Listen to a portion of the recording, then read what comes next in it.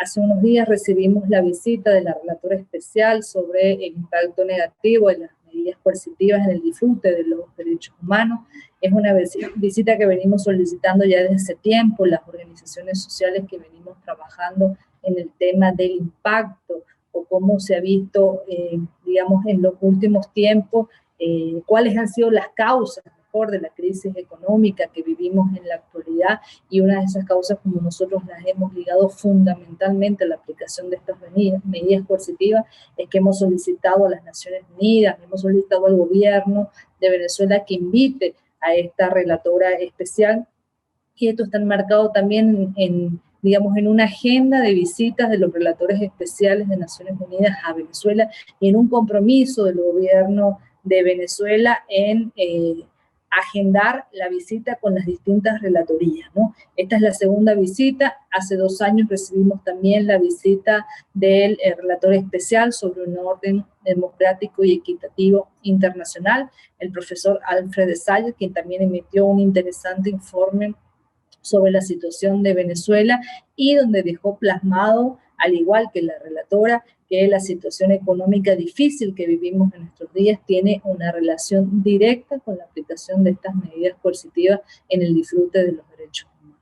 Aquí es muy importante puntualizar que desde el año 2014 Venezuela viene sujeto a la aplicación de medidas coercitivas, y la primera medida que se adopta es una ley del Congreso de Estados Unidos, que es la ley 113-278, que prohíbe a la ciudadanía norteamericana tener relaciones con Venezuela.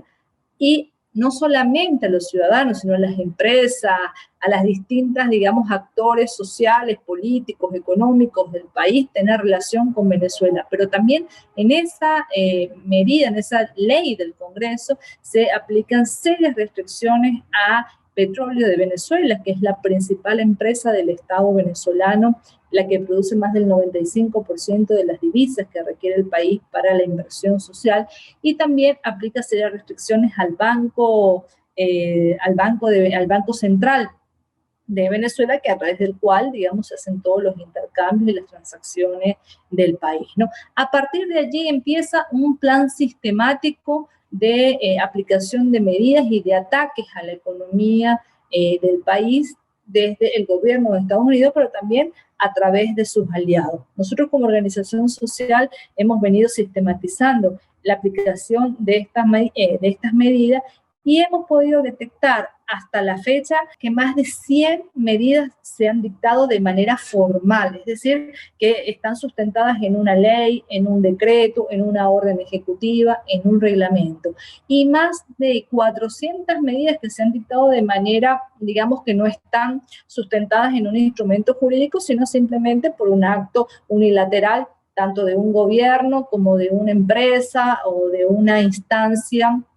digamos, de gobierno, tanto de Estados Unidos como de la Unión Europea y de algunos pocos países en América Latina. Es importante puntualizar que estas medidas no han cesado en la pandemia, es decir, durante la pandemia del COVID-19 hasta el día de ayer, que fue la última medida, nosotros hemos podido contabilizar 19 medidas formales que dicta el gobierno de Estados Unidos y la Unión Europea. Es decir, de esas 101 medidas en particular que nosotros hemos sistematizado, 19,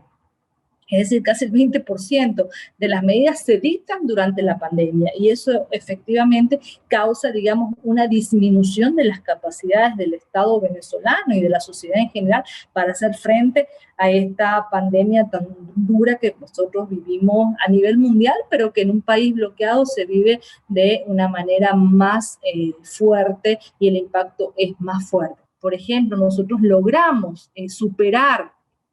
no diría superar porque todavía estamos en una situación compleja, pero sí manejar la difícil situación de la escasez de gasolina que se requería para poder hacer frente al traslado de enfermos, para las medidas de seguridad en el marco de la pandemia. El gobierno venezolano pudo, a través de algunos aliados a nivel internacional, como el gobierno de Irán, se pudo transportar a través de barcos en medio de la mayor crisis que vivíamos aquí en Venezuela de gasolina. Pudieron transportar 5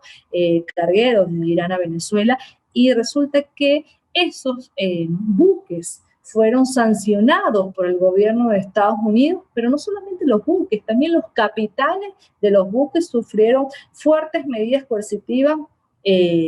digamos, por tener esa medida de solidaridad internacional en el marco de la dura situación que vive el país. Venezuela es un país donde toda su economía se basa en la extracción y en la venta, exportación de petróleo. Entonces, si tú atacas la principal empresa, evidentemente eso va a repercutir en todos los indicadores sociales o socioeconómicos. De manera muy tajante, la relatora pide al gobierno de Estados Unidos y a sus aliados que cese el bloqueo económico contra Venezuela y pide que todas las medidas que se vayan a realizar se realicen en el marco de la cooperación, del respeto a la soberanía del pueblo, del respeto al principio de no intervención y de